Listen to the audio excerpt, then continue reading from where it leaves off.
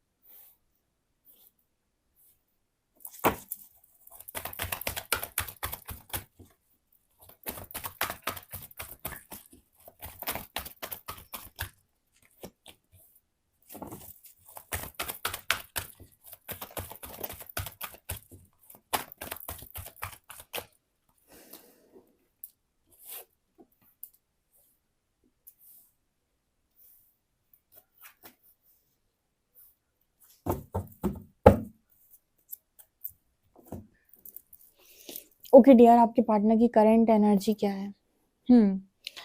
तो मैंने ये वाला डेक आज यूज किया है और चलिए देखने की कोशिश करते हैं हम। सबसे पहले तो मुझे यहाँ पर frame foundation and moving energy की एनर्जी मिल रही है, मूविंग ऑन की एनर्जी मिल रही है। ये बताने की कोशिश करिए कि आपके पर्सन ने ऐसा सोच लिया है कि अब जो दुख आएगा, तकलीफें आएंगी, जो कुछ भी आएगा उसको हम सहेंगे, उससे हम भागने का प्रयास नहीं करेंगे, लेकिन मुझे इस डार्कनेस से बाहर निकलना है। मुझे मेरे कंफर्ट जोन से ना बाहर निकलना है, क्योंकि यहाँ पर आप देख सकते हो फ्रेम फाउंडेशन एक चट्टान की तरह मजबूत इंसान है ये, और यहाँ पर डार्क से लाइट में आते हुए इंसान दिखाई दे रहा है। ये दोनों कार्ड्स इस चीज की बात कर रहे हैं कि इंसान ने टोटली ये सोच लिया है कि अब कुछ भी आने दो मेरे ऊपर, कोई भी चीज मेरे ऊपर आने दो, कोई भी तकलीफ मेरे ऊपर आने दो, कोई रिस्पेक्ट करे, डिसरिस्पेक्ट करे, लॉसेस हों, तकलीफें हों, जो होना होगा सो होगा, मैं सबको झेलूंगा, झेलूंगी। जो कुछ भी आएगा उसको मैं पूरी तरीके से उसका सामना करूंगा, लेकिन मुझे इस सिचुएशन से किसी भी तरीके से मूव ऑन करना है। क्योंकि क्या है ना, ऐसे समझने का प्रयास करते हैं जैसे कोई इंसान है, कोई कोई लड़की है मान लीजिए, तो उसका जो हस्बैंड है या फिर उसके इन लॉज हैं उसको कॉन्टिन्यूसली मारपीट कर रहे हैं।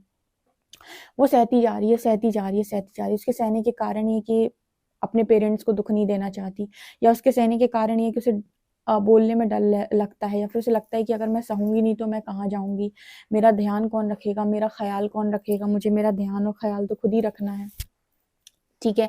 या फिर उसे ये डर है कि उसके बच्चों का क्या होगा। ठीक है, उसके पास पैसे नहीं है, अर्निंग नहीं करती है बिल्कुल भी। इन सारी चीजों की वजह से वो मार खाती रही, खाती जा रही है, खाती जा रही है, खाती जा रही है। एक टाइम आया कि उसे लगा कि नहीं, बस बहुत हो गया, अब मुझे और नहीं सहना है, अब जो होगा देखा जाएगा।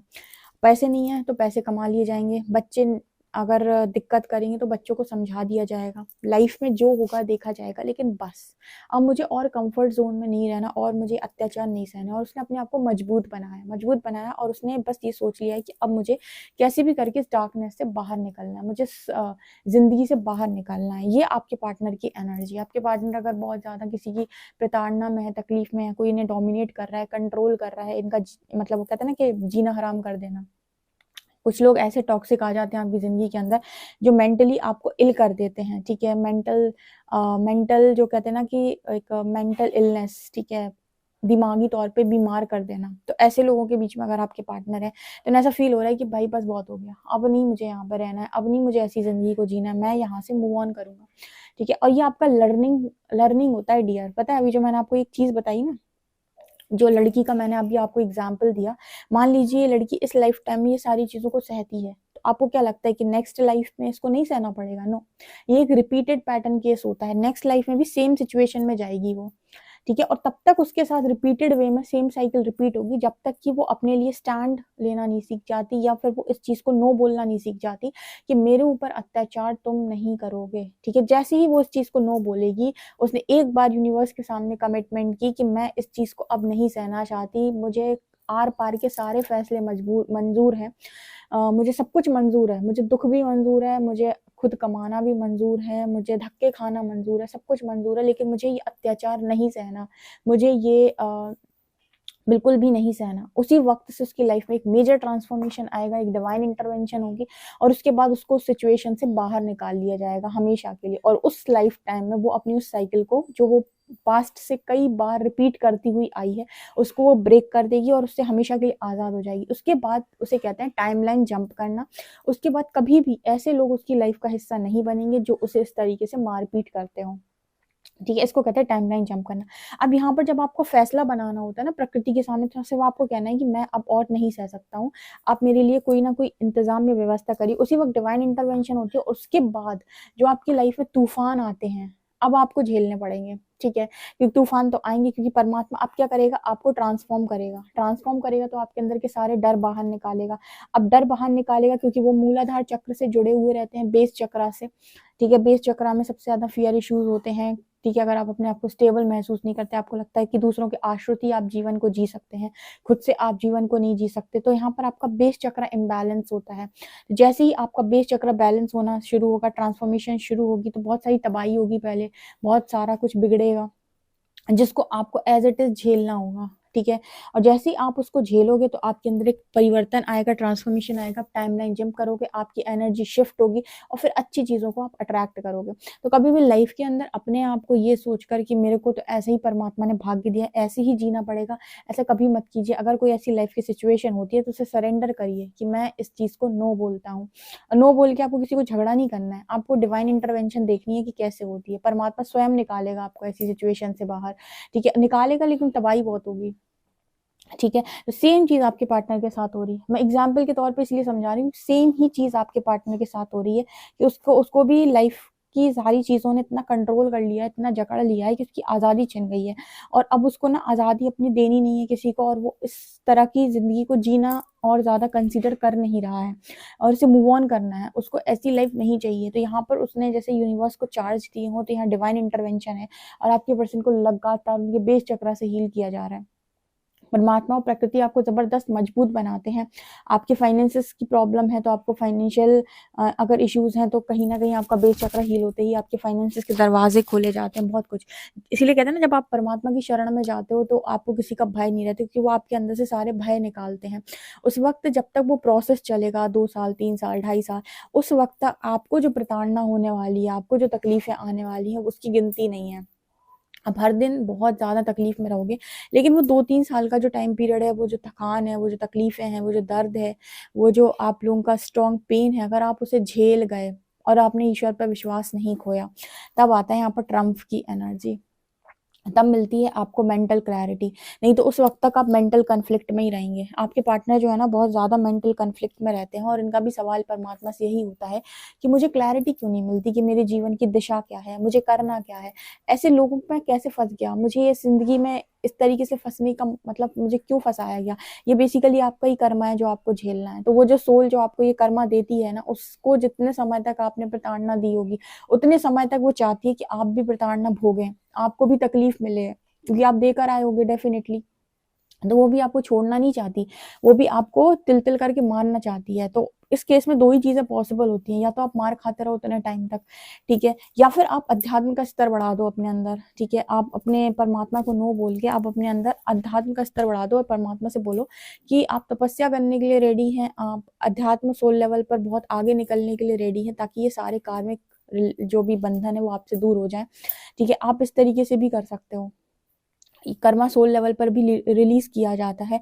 ठीक है, उसके लिए आपका साधना का स्तर बहुत अच्छा होना चाहिए। आपको मतलब वो समझ में आनी चाहिए क्या सोल का जो कॉन्ट्रैक्ट होता है, सोल का कार्मिक कॉन्ट्रैक्ट होता है, वो सारी चीजें आपको समझ में आनी चाहिए, तो भी आप इस सिचुएशन से निकल आते हो। और आपको उतने समय तक नहीं भोगना पड़ता जितना टाइम पीरियड उस आत्मा ने फिक्स किया होता है कि इतनी समय तक तो तुझे भुगतवाऊंगा मैं। ठीक है, अगर आपको इनर वर्क का मौका देता है यूनिवर्स, तो इसीलिए देता है कि आप सरेंडर करके अब 3-4 साल आप कुछ ना बोलें परमात्मा को, और जो हो रहा है उसे होने दें और उस तकलीफ को आप झेल जाएं। नहीं तो आपको नहीं पता वो 4 साल की तकलीफ 40 साल तक आपकी ज़िंदगी के अंदर लिखी हुई थी, वो मेंटल टॉर्चर यूनिवर्स एक बार में रिलीज़ करता है। तो आपके पार्टनर को भी, इसी को बोलते हैं डिवाइन इंटरवेंशन। तो यहाँ पर आपके पार्टनर के अंदर से वो मेंटल कॉन्फ्लिक्ट तभी हटती है, क्योंकि जब तक आपका कर्मा बीच में बन रहा है आपको क्लैरिटी मिलेगी ही नहीं, आपको समझ में आएगा ही नहीं कि मुझे कहाँ जाना है, ठीक है, मैं क्या करूँ आखिर। कहीं न कहीं आप भी किसी की एनर्जी में अगर स्टक हैं तो वो है तो एक कार्मिक एनर्जी ही ना, ठीक है। आप कहोगे नहीं मैं तो डिवाइन काउंटर पार्ट के साथ स्टक हूँ, तो भी तो वो कहीं न कहीं आपका पास्ट लाइफ का कोई कर्मा है जो आपको इतने लंबे टाइम तक फँसाए हुए है, आपका समय खा रहा है, एनर्जी खा रहा है। हो सकता है पास्ट लाइफ में कभी आपने अपने डिवाइन काउंटर पार्ट की ऐसी एनर्जी खाई हो, या फिर उसको आपने इतना स्टक करके रखा हो, या फिर इतने लंबे समय तक आपने अपना इंतज़ार उससे करवाया हो, तो इस लाइफ टाइम में वो करवा रहा है आपसे, ठीक है। तो ये तो एक तरीके से कर्मा होता है जो आपके पास आता है, और आपको भी उसी तरीके से भुगतना पड़ता है जिस तरीके से किसी ने आपकी वजह से भोगा होता है, ठीक है। तो ये एनर्जी यहाँ पर दिखाई दे रही है, इसलिए मैंने बड़ा डीप एक्सप्लेन किया है इसको। यहाँ पर एनर्जी है डिसेप्शन एंड एनवी यूनिवर्स इस पर्सन का, और इसी तरीके से जब आप ऐसे जाओगे तो आपके अंदर से डिसेप्शन भी खत्म होंगे। आपके अंदर से जो खुद को धोखा देने की आदतें होती हैं, दूसरों को धोखा देने की आदतें होती हैं, झूठ बोलने की आदतें होती हैं, मास्क लगाने की आदतें होती हैं, ये भी इसी बात पर आपके अंदर से खत्म होती हैं। ये भी आपके अंदर, आपके पार्टनर के अंदर से कौन खत्म कर रहा है? यूनिवर्स खत्म कर रहा है। आपके पार्टनर माफिया मांगते हैं हर दिन, जैसे इस पर्सन को बताया गया हो कि आपको फॉरगिवनेस प्रेयर करनी है। मेरे पास कोई भी आता है तो मैं उसको एक चीज़ बोलती हूँ कि देखिए, आप भले ही सेशन लें ना लें, आप पर्सनल रीडिंग लें ना लें, वो इम्पोर्टेंट है ही नहीं। आपको बस एक चीज़ समझ में आ जानी चाहिए कि आज की लाइफ में आपके जो कुछ भी हो रहा है वो आपके कर्मों की वजह से हो रहा है। तो एक चीज़ जो सबसे ज़्यादा कॉमन है, जो हर किसी को करनी चाहिए, वो है फॉरगिवनेस प्रेयर, ठीक है। फॉरगिवनेस प्रेयर यानी कि जो भी यूनिवर्स मुझसे गलतियाँ हुई हैं, परमात्मा मुझसे जो भी गलतियाँ उनकी मुझे माफ़ी दे, वो सभी आत्माएँ मुझे माफ़ी दें जिनसे जिनसे पूर्व जन्मों में मैंने जिनके साथ कुछ भी गलत किया है, जिन्हें आघात किया है, जिन्हें तकलीफ़ें दी हैं।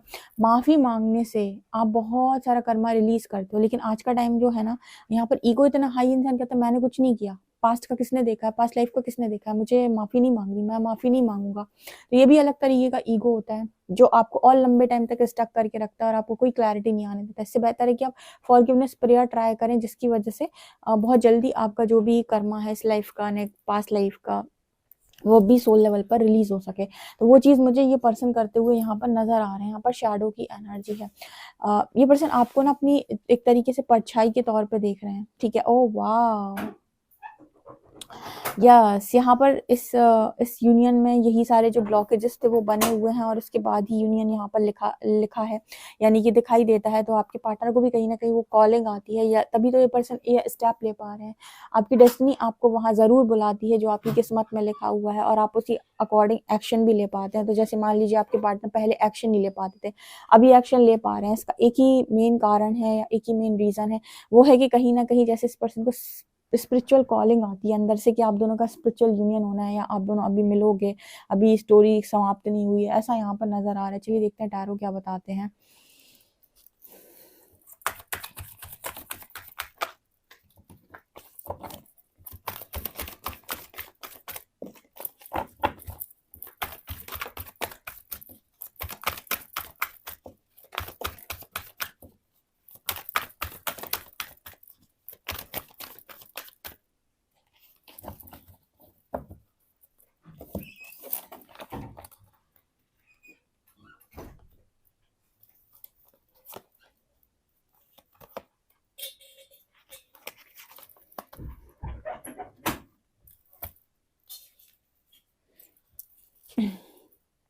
ओके, तो जो मैं यहाँ पर देख पा रही हूँ द टावर, तो यहाँ पर एक टावर की एनर्जी है, बहुत स्ट्रॉन्ग टावर यहाँ पर आपके पार्टनर की लाइफ में भी आया हुआ है। जो मैंने कहा था कि जैसे ही आप सरेंडर करोगे पहले टावर ही आता है, क्योंकि आपका पास्ट लाइफ कर्मा रिलीज होता है, ठीक है।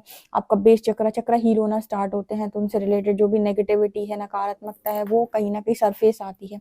टेम्परेंस का कार्ड दिखा रहा है कि यहाँ पर उसके बाद हीलिंग होती है, ठीक है। चक्र पहले नेगेटिवली जो अफेक्ट है वो पहले साफ होगा, उसके बाद उसमें अंदर हीलिंग होगी। हीलिंग होने के बाद आप एक अच्छी एनर्जी में आते हो, ठीक है, क्वीन ऑफ वांड्स। तो आपके पर्सन आप ये सारी एनर्जी आपके भीतर ऑलरेडी देख रहे हैं और उन्हें समझ में आ रहा है कि ये सारी चीजें अब इस पर्सन के अंदर भी ठीक होंगी, जो भी स्ट्रगल है वो समाप्त होता है, देन फाइनल यहाँ पर यूनियन होता है। तो मतलब आपको प्रोसेस फॉलो करना पड़ेगा, इसलिए कहते हैं ना कि आपको स्पिरिचुअल अवेकनिंग का जो प्रोसेस है वो ट्विन फ्लेम जर्नी या high level of soulmate journey में वो प्रोसेस आपको फॉलो करना ही पड़ेगा। उसका रीजन ये है कि आपके अंदर इतनी नेगेटिविटी होती है कि आप दोनों एक दूसरे को मारने पर आ जाते हो। मारने का मतलब है कि एक दूसरे को जैसे होता है ना कि टॉर्चर करना, इतना प्यार होते हुए भी आप दोनों एक दूसरे को मेंटल टॉर्चर कर देते हो, या फिर आप दोनों एक दूसरे को ना जैसे मतलब ऐसे ट्रीट करते हो कि जैसे उसने आपकी ज़िंदगी में आकर या आपने उसकी ज़िंदगी में आकर पता नहीं कितनी बड़ी गलती कर दी है।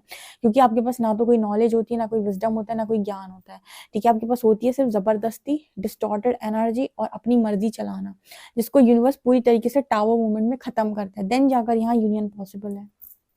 कितनी खूबसूरत रीडिंग है ना। आपको क्या समझ में आई कमेंट सेक्शन में कमेंट करके बताइएगा। पर्सनल रीडिंग के लिए आप मुझे व्हाट्सएप कर सकते हैं। वीडियो पसंद आए तो like this video, subscribe my channel. Thank you guys.